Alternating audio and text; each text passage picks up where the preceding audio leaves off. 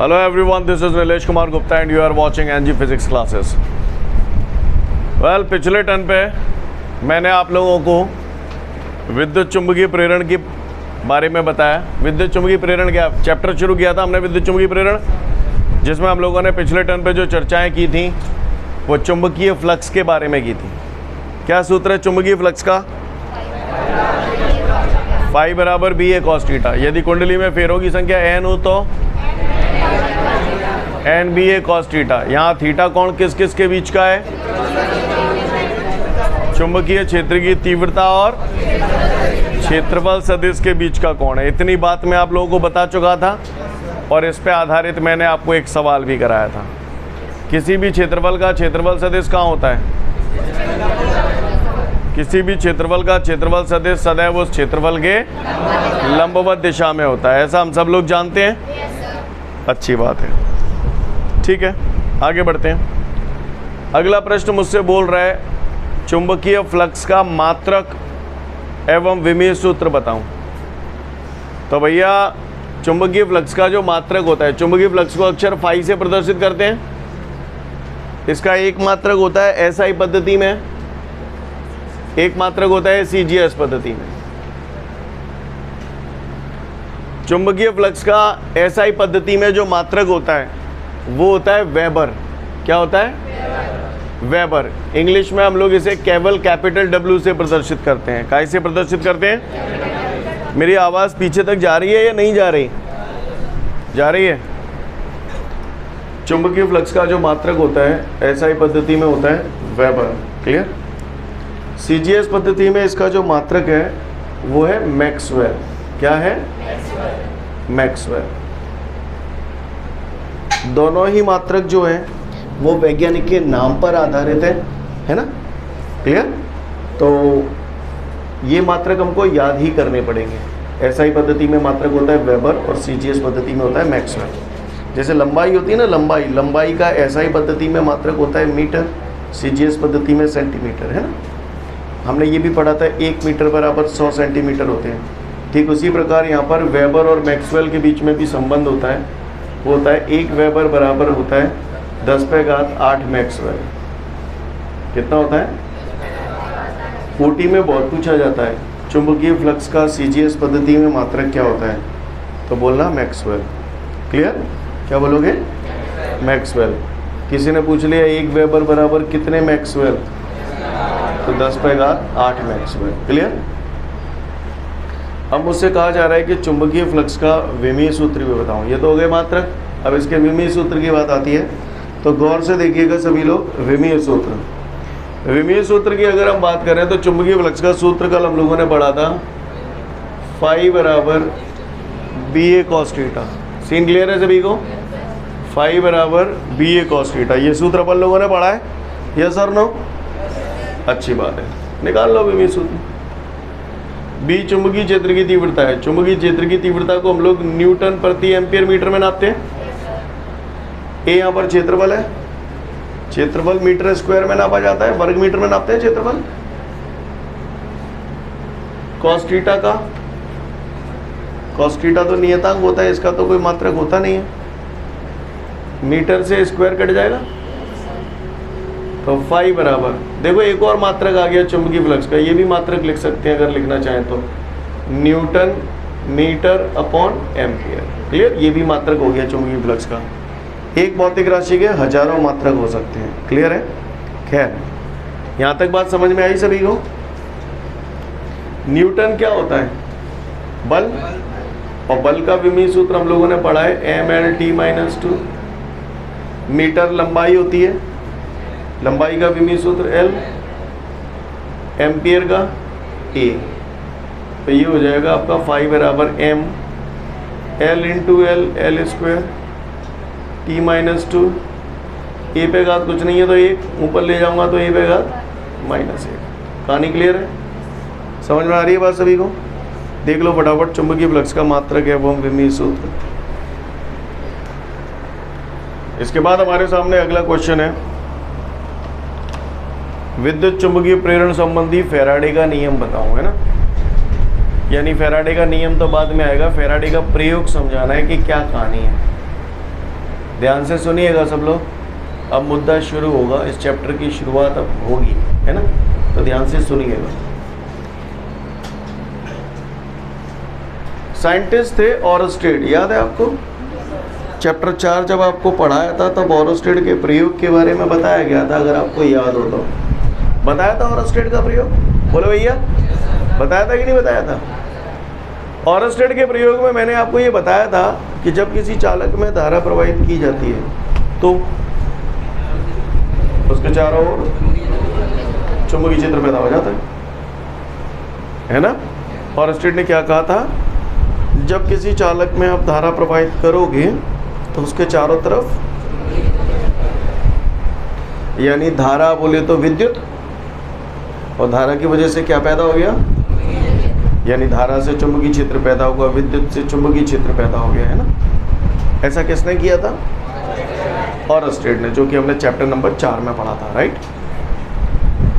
उसके बाद फैराडे जब छोटा था, छोटी क्लास में पढ़ता था 11th में, तो उसके सर ने उसे न्यूटन की गति के नियम बताए थे, आपने भी सुने होंगे। न्यूटन की गति का तृतीय नियम ये कहता है कि प्रत्येक क्रिया के बराबर और विपरीत प्रतिक्रिया होती है। ऐसा पढ़ लिया किसने? फैराडे ने। फैराडे ने 11वीं क्लास में क्या पढ़ा? न्यूटन का तृतीय नियम, यानी कि प्रत्येक क्रिया के बराबर और विपरीत प्रतिक्रिया होती है। फिर जब वो 12th में आया तो उसे ऑरस्टेड का प्रयोग पढ़ाया गया। ऑरस्टेड के प्रयोग में उसे बताया गया कि किसी चालक में धारा प्रवाहित करोगे तो चारों तरफ चुंबकीय क्षेत्र पैदा होगा। जैसे ही फैराडे को ये बात बताई गई, ऑरस्टेड का प्रयोग बताया गया कि किसी भी चालक में धारा प्रवाहित करो तो चुंबकीय क्षेत्र पैदा होगा, तो अचानक से फैराडे के दिमाग में एक बिजली सी कौंध गई। बोले ऑरस्टेड ये कह रहे है कि धारा ते चुंबकीय क्षेत्र पैदा हो, और न्यूटन जो कहेगो तो प्रत्येक क्रिया के बराबर और विपरीत प्रतिक्रिया भी होती है। तो फैराडे ने सोची कि अगर धारा ते चुंबकीय क्षेत्र पैदा है रहो है तो फिर चुंबकीय क्षेत्र से धारा पैदा होनी चाहिए। बोला भैया, क्योंकि न्यूटन कहेगो तृतीय नियम में क्या कहेगो? प्रत्येक क्रिया के बराबर और विपरीत प्रतिक्रिया होती है। जब ऑरस्टेड जो कह रहे हो धारा ते चुंबकीय क्षेत्र पैदा है रहो है, तो अगर न्यूटन को तृतीय नियम सही है तो चुंबकीय क्षेत्र से धारा पैदा होनी चाहिए। बोलो भैया, होनी चाहिए नहीं होनी चाहिए? तो बस अब तो फैराडे के दिमाग में रात दिन सोते जागते उठते बैठते एक ही ख्याल आया, अब तो कछुए है जाए, मैं कायते का पैदा करने की कोशिश करेंगे, चुंबकीय क्षेत्र से धारा पैदा करने की कोशिश करें। और वो इसी काम में जुट गया। उसका पूरा प्रयास काय में लगने लगा? चुंबकीय क्षेत्र से धारा पैदा करने के लिए उसने दुनिया भर के प्रयोग कर मारे। तो उसने अपने प्रयोग में क्या किया वो मैं आप लोगों को बतलाता हूँ, ध्यान से सुनेंगे हम लोग, ठीक है। तो टारगेट क्या था फैराडे का? क्या करना चाहता था वो? चुंबकीय क्षेत्र से धारा पैदा करना चाहता था, है ना। चुंबकीय क्षेत्र से क्या पैदा करना चाहता था? धारा पैदा करना चाहता था। तो सबसे पहले चुंबकीय क्षेत्र से धारा पैदा करना चाहता था, तो भाई सबसे पहले क्या चाहिए? चुंबकीय क्षेत्र। चुंबकीय क्षेत्र पैदा करने के लिए वो काय को इस्तेमाल कर ले? वो चुंबक को। तो बाने बढ़िया एक कच्च फसकिला चुंबक ले ली। का ले ली? चुंबक ले ली, क्योंकि चुंबक से ही तो चुंबकीय क्षेत्र पैदा होगा। चुंबकीय क्षेत्र बोले तो चुंबकीय बल रेखाएं याद आ रही है? चैप्टर 5 की चुंबकीय बल रेखाएं बोलो भैया। इन चुंबकीय बल रेखाएं बोल दो, या इससे जो चुंबकीय बल रेखाएं निकल रही है उसे हम चुंबकीय फ्लक्स भी बोल सकते हैं, ठीक है। एक ही बात है, सब क्लियर है? अच्छी बात है। तो ये तो हो गया क्या? चुंबक। चुंबक से वो पैदा क्या करना चाहता था? धारा। तो किसी जगह धारा पैदा हो रही है या नहीं हो रही है, तो इस बात को चेक करने के लिए उसने क्या किया? एक कुंडली लगा दी यहाँ पर। क्या किया? ये कुंडली लगा दी और यहाँ पर लगा दिया उसने धारा मापी। क्या लगा दिया? अभी धारा मापी तो पढ़ चुके हो आप पिछले चैप्टर में। धारा मापी ये यंत्र यहाँ पर एक स्केल टाइप की लगी रहती है, बोलो भैया। ये 0 5 10 5 10 कांटा अगर यहाँ पे इसका अंदर धारा बह रही है कि नहीं बह रही? अगर कांटा अपनी जगह पे हिल जाए तो जाको मतलब क्या है? धारा बह रही है। सही बोल रहे हो ना? क्लियर? तो फैराडे ने क्या किया, वो चुंबकीय क्षेत्र से धारा पैदा करना चाहता था, तो उसने क्या किया, एक कुंडली ली, कुंडली के दोनों सिरों के बीच में उसने एक धारामापी लगा दिया और जाके बगलते बाने धर एक चुंबक। जैसे ही बाने कुंडली के बगलते जो चुंबक है धरो, बाने देखोगे कांटो नहीं चिको, कांटो नहीं चिको, कांटो भई को भई रहो, कांटो भई रहो, तो जाको मतलब धारा बह रही है कि ना बह रही? ना बह रही। उसके बाद उसने क्या किया, दोनों को पकड़ा, दोनों को अपने हाथों में पकड़ा, एक हाथ में कुंडली पकड़ ली, एक हाथ में चुंबक पकड़ लिया और दोनों को एक समान चाल से आगे ले गया, फिर पीछे ले गया, फिर आगे ले गया, फिर पीछे ले गया। उसने देखा कि कांटा नहीं हिला, कांटा नहीं हिला, कांटा नहीं हिला, इसका मतलब क्या हुआ? धारा नहीं बह रही है। उसके बाद फिर उसने क्या किया, कुंडली रखी रहने दी और इस चुंबक को धीरे धीरे करके कुंडली के पास लाया।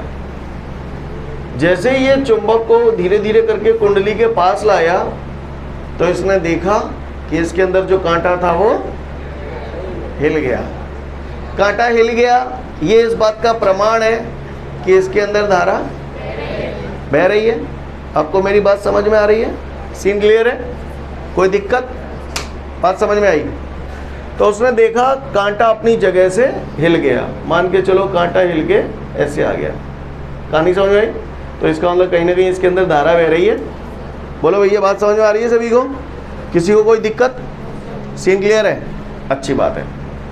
उसके बाद इसने क्या किया, कांटा ये हिला कब था, क्या कर रहा था वो?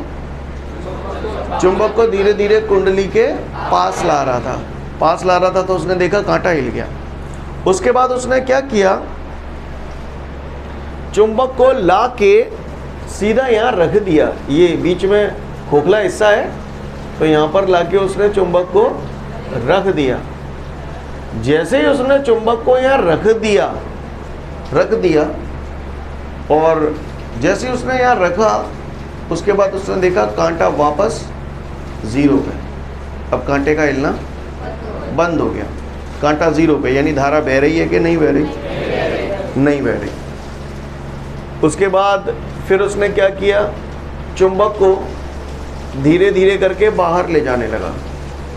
जैसे ही वो चुंबक को धीरे धीरे बाहर ले जाने लगा तो उसने देखा कि कांटा हिलने लगा, लेकिन अब की बार कांटा विपरीत दिशा में हिल रहा था, धाराएं विपरीत दिशा में बह रही थी। क्लियर? कांटा हिलने लगा, ये किस बात का प्रमाण है? धारा बह रही है। यानी जब चुंबक को पास लाया था तो धारा बह रही थी, जब रख दिया इसमें तो धारा बह रही थी। अब चुंबक को कुंडली से धीरे धीरे दूर ले जा रहा है तो धारा बह रही है, बह रही है। और उसके बाद जैसे ही ले जाके उसने यहाँ रख दिया तो उसने फिर से देखा कि कांटा यहाँ कहाँ आ गया? 0 पे। सीन क्लियर है? उसके बाद फिर क्या किया, उसने चुंबक यहाँ रखा, छोड़ दिया। अब केवल अकेली कुंडली ले ली उसने। जैसे चुंबक ऐसे रख दिया यहाँ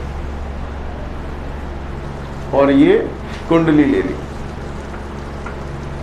अब जब कुंडली ली तो अब क्या हुआ, चुंबक तो उसने रखा छोड़ दिया, धीरे धीरे कुंडली को पास लाता गया चुंबक के। बताओ ये कांटा हिला कि नहीं हिला?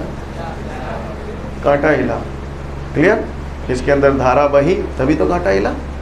कुंडली को ले जाके इसके ऊपर रख दिया, अब धारा 0 हो गई फिर से। फिर धीरे धीरे कुंडली को चुंबक से दूर ले गया, कांटा हिला। कहानी समझ में आ रही है आपको? उसके बाद उसने क्या किया, कुंडली को भी पकड़ा और चुंबक को भी पकड़ा और दोनों को एक समान चाल से एक ही दिशा में ऐसे ऐसे ऐसे ऐसे ले गया। बताओ भैया कांटा हिला या नहीं हिला? कांटा नहीं हिला। फिर उसने एक और प्रयोग करके देखा, उसमें उसने क्या किया, एक कुंडली पकड़ी हाथ में और एक चुंबक पकड़ा और दोनों को विपरीत दिशा में ऐसे ले गया, यूं फिर यूं, फिर यूं, फिर यूं। अब बताओ धारा बही या नहीं बही? कांटा हिलने लगा। क्लियर? तो इससे उसने ये निष्कर्ष निकाला, यहां पर उसने एक खास बात देखी कि जब भी कुंडली और चुंबक के बीच आपेक्षिक गति होती है, आपेक्षिक गति मतलब एक दूसरे के सापेक्ष गति होती है, तो इसके अंदर धारा पैदा होती है। सबसे पहले तो हम लोग ये समझ लें आपेक्षिक गति होती क्या है। मैं आपको देसी में समझाता हूँ। जब कुंडली और चुंबक के बीच इस प्रकार की गति हो कि उनके बीच का जो फासला है वो बदल जाए, चाहे वो बढ़े चाहे वो घटे। समझ में आ रही है बात? अगर दोनों के बीच का फासला अगर बदल जाएगा तो इसका मतलब दोनों एक दूसरे के सापेक्ष गति कर रहे हैं। नहीं, यही बात समझना। क्लियर? जैसे मान के चलो मैं दौड़ रहा हूँ इस दिशा में, मैं इस दिशा में दौड़ रहा हूँ 5 मीटर पर सेकंड की स्पीड से, और आप भी इसी दिशा में दौड़ रहे हो, इसी दिशा में मेरे से पीछे दौड़ रहे हो 5 मीटर पर सेकंड की स्पीड से, तो हम दोनों के सापेक्ष में कोई गति हो रही है क्या? नहीं हो रही। क्यों? क्योंकि हमारे बीच का फासला तो इतना की उतना ही है। नहीं, यही बात समझ में? बात समझ? आपेक्षिक गति का मतलब होता है एक दूसरे के सापेक्ष में गति करना। नहीं, यही मेरी बात समझ में? क्लियर है? जब इनके बीच का फासला बदलेगा तब ही आपेक्षिक गति होगी, अन्यथा मैं इन दोनों को एक समान चाल से आगे पीछे कर रहा था तो क्या आपेक्षिक गति हो रही थी क्या? नहीं। अगर असमान चाल से करूंगा तो कांटा हिल जाएगा क्या? हिल जाएगा। समझ में आ रही बात? तो उन्होंने ये निष्कर्ष निकाला कि जब किसी कुंडली और चुंबक के बीच आपेक्षिक गति होती है तो उस कुंडली में विद्युत धारा बहने लगती है, और ऐसी धारा को हम लोग बोलते हैं प्रेरित धारा। क्या बोलते हैं? अब जाहिर सी बात है किसी जगह अगर धारा पैदा हो रही है तो वहाँ विभवांतर भी होगा, क्योंकि बगैर विभवांतर के तो धारा नहीं बह सकती। तो ऐसा करने से जो विभवांतर पैदा होता है उसे हम लोग बोलते हैं प्रेरित विद्युत वाहक बल। क्या बोलते हैं? हाँ। जब किसी कुंडली और चुंबक के बीच आपेक्षिक गति होती है तो उस कुंडली में प्रेरित विद्युत वाहक बल उत्पन्न हो जाता है और प्रेरित धाराएं उत्पन्न हो जाती हैं। इस घटना को विद्युत चुंबकीय प्रेरण की घटना कहते हैं। कहानी समझ में आ रही है? फिर से बोल रहा हूँ, जब किसी कुंडली और चुंबक के बीच आपेक्षिक गति होती है तो उस कुंडली में प्रेरित विद्युत वाहक बल उत्पन्न होने की घटना को विद्युत चुंबकीय प्रेरण कहते हैं। जो बात बोली आपके भेजे में अटकी कि नहीं अटकी? बोलो भैया। जो भी कहानी है वो ये है, इस पूरे चैप्टर का दारोमदार इसी पे ही चलेगा। समझ गए? फिर से बोल रहा हूँ, जब किसी कुंडली और चुंबक के बीच आपेक्षिक गति होती है तो उस कुंडली में प्रेरित विद्युत वाहक बल उत्पन्न हो जाता है। इस घटना को विद्युत चुंबकीय प्रेरण की घटना कहते हैं। चाहे तो ऐसे बोल दो, देखो भैया, प्रेरित धाराएं वहीं पैदा होंगी जहाँ प्रेरित विद्युत वाहक बल होगा, जहाँ विभवांतर होगा वहीं धारा बहेगी। पढ़ी थे ना भैया बात अपन ने? बोलो भैया।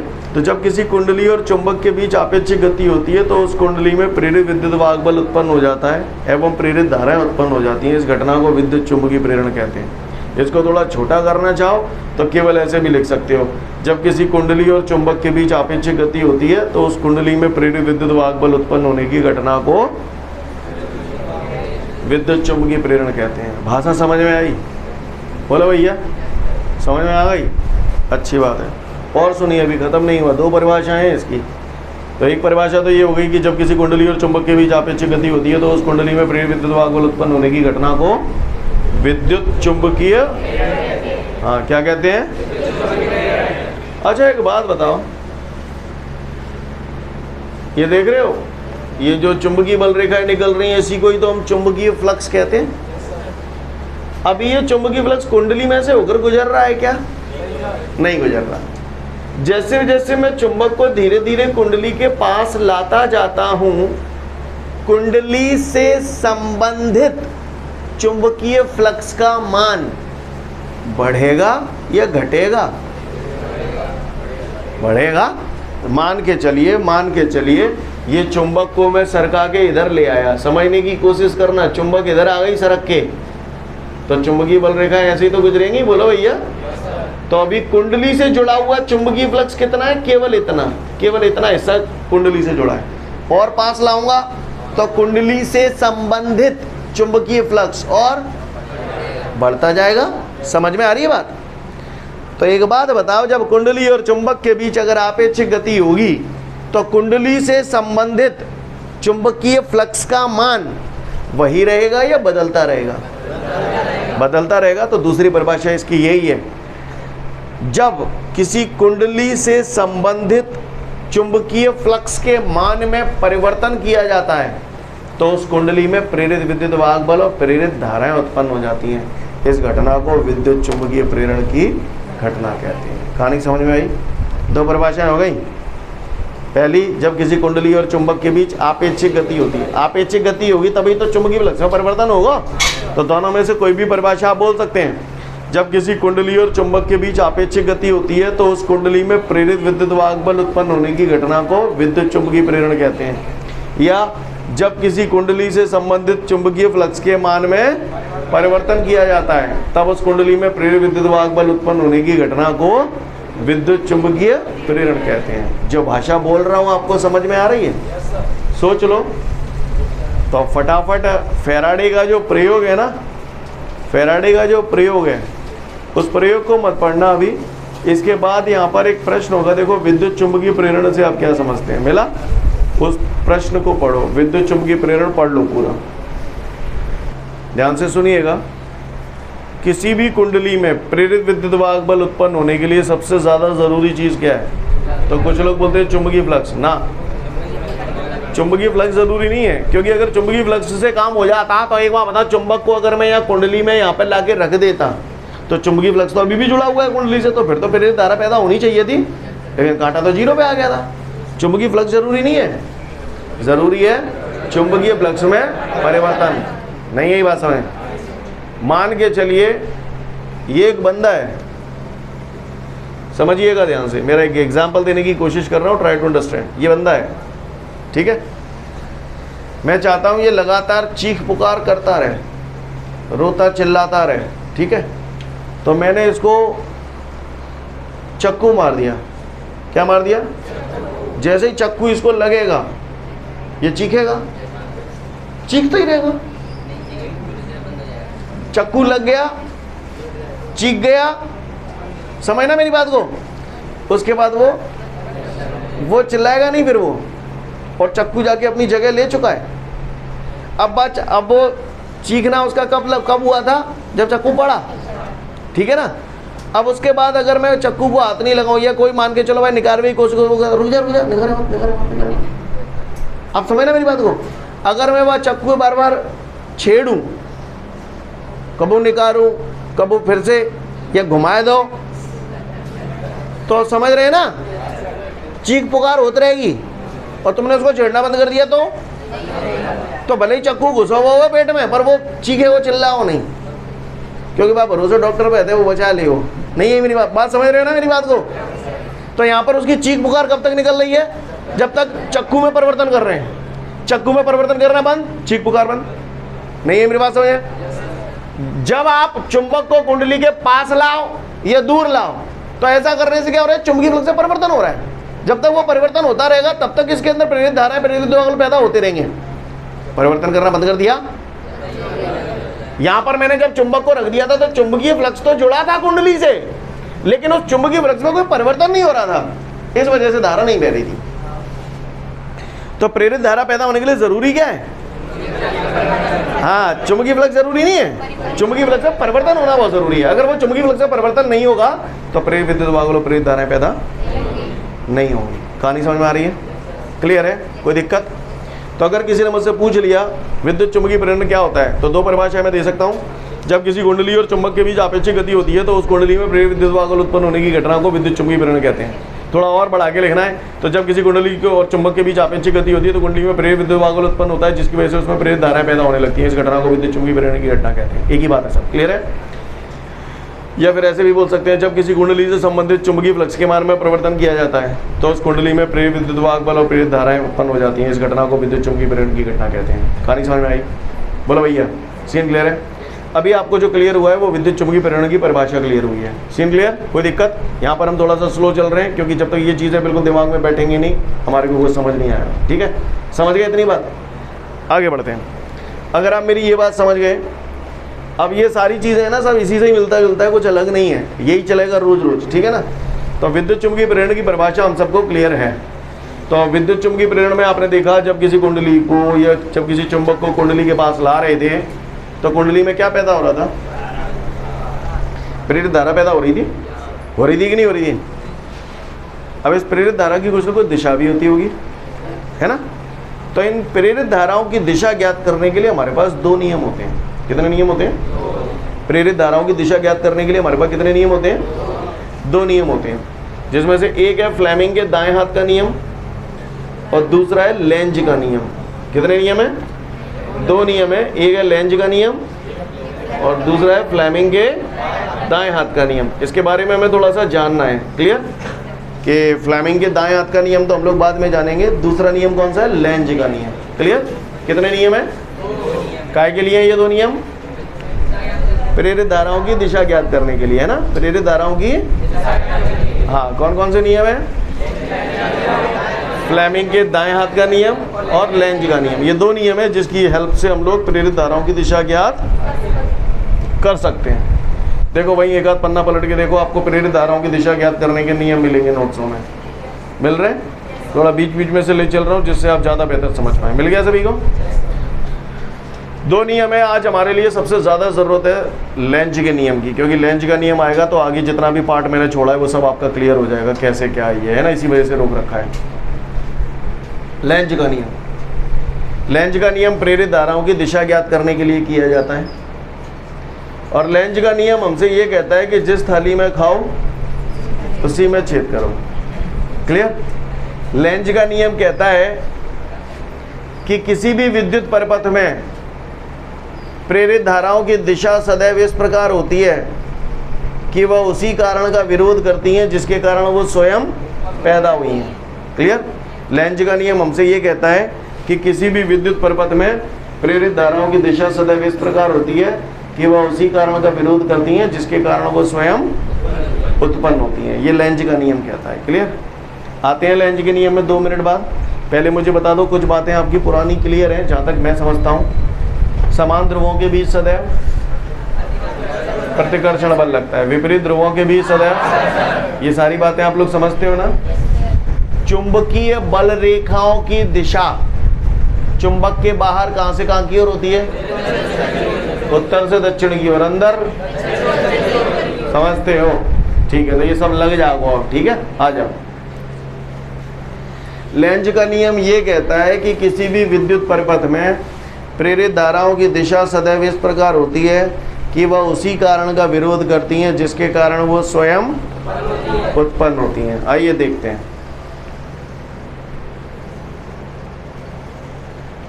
ये कुंडली है और ये धारामापी है, बोलो भैया। और ये क्या है? चुंबक है। सीन क्लियर है? अब अभ्याल, जब आपने फैराडे का प्रयोग मैंने बताया था तो मैं कह रहा था कि अगर चुंबक है में जालंग लांगो, है ना, अगर मैंने यहाँ चुंबक है यहाँ दद्दई यानी V बराबर 0, V वेग 0 है, वेग 0 जाकर तो ये चुंबक चल ना रही, तो ऐसी स्थिति में जहाँ मैं धारा बहीयती का नहीं बहीयती, फिर बाकी बात मैंने जहाँ चुंबक है जालंग चलाया वह शुरू कर दो। ठीक है, समझना मेरी बात को।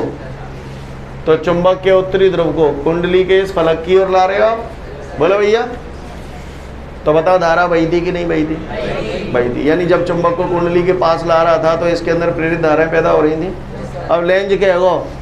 प्रेरित धाराएं, किसी भी कुंडली में प्रेरित धाराओं की दिशा सदैव इस प्रकार होती है कि वो उसी कारण का विरोध करती हैं जिसके कारण वो स्वयं। तो आप बताओ इसके अंदर प्रेरित धारा किस वजह से उत्पन्न हो रही हैं? चुंबक को इधर लाने के कारण इसमें प्रेरित धाराएं पैदा हो रही हैं। अब प्रेरित धाराएं पैदा होने के बाद चुंबक को इधर लाने के कारण प्रेरित धाराएं पैदा हो रही हैं। इधर लाने के कारण प्रेरित धाराएं पैदा हो रही हैं। पैदा होने के बाद इसको क्या करेंगे? दूर भगाएंगे। दूर भगाएंगे तो बताओ यहाँ कौन से ध्रुव का निर्माण करेंगे? उत्तरी ध्रुव का निर्माण कर देगी, क्योंकि तभी तो उत्तरी उत्तरी प्रतिकर्षण लगेगा। बोलो भैया, जे उत्तरी है वो तो जे दक्षिणी है जाओ। अब देखो, आपने पढ़ा था चुंबकीय बल रेखाओं की दिशा, चुंबक के बाहर उत्तर से दक्षिण, अंदर तो दक्षिण से उत्तर, ऐसा है जाओ ना यार। ठीक, तो कांटो कितनी लंग घूमेगो, न्यो घूमेगो कि न्यो घूमेगो, न्यो घूमेगो, समझ गए। तो ये धारा कैसी आई है, क्लॉकवाइज या एंटी क्लॉकवाइज? हाँ, वामावर्त दिशा में धारा बह रही है। कहानी समझ में आ रही है? आओ इधर आओ।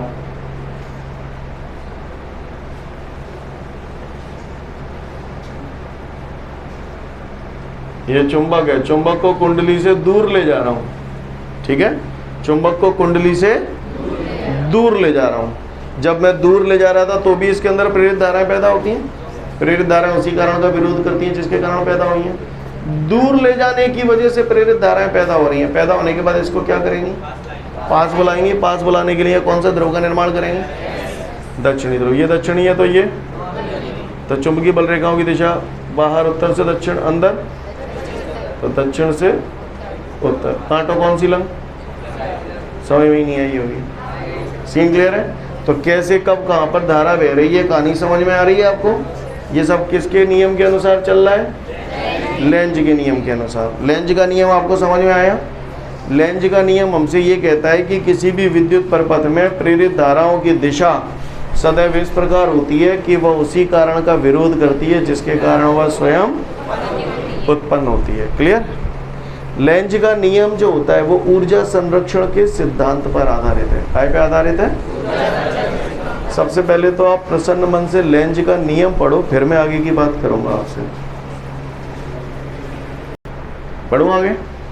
अब हम लोग अगला प्रश्न देख रहे हैं, सिद्ध करो कि लेंज का नियम ऊर्जा संरक्षण के सिद्धांत पर आधारित है। तो गौर से देखिएगा, जैसा कि चित्र में दिखाया गया है, जब चुंबक के उत्तरी ध्रुव को कुंडली के किसी एक फलक की ओर लाते हैं, है ना, तो लेंज के नियम के अनुसार वह फलक उत्तरी ध्रुव की भांति व्यवहार कर रहा है।